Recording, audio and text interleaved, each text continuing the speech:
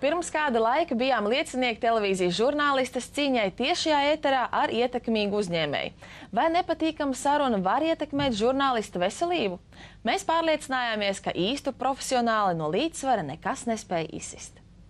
Labvakar! Šovakar pie manas studijā ir Jākapsona kungs no partijas. Labvakar! Sveiciet visiem!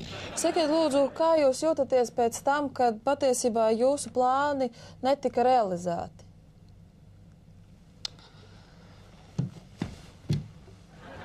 Sapratu? Pa ko?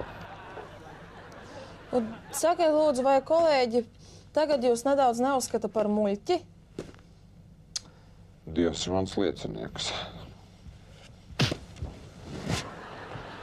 Sapratu? Skuķāni. Sakiet, lūdzu, kāpēc jūs tik ātri atgriezāties no Amerikas? Vai neesat gadījumā veicis kādu nelikumību?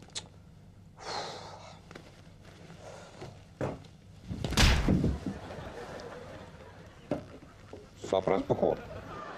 Paldies par šī vakara sarunu, uz tikšanos nākošreiz. Sveiciens savējiem!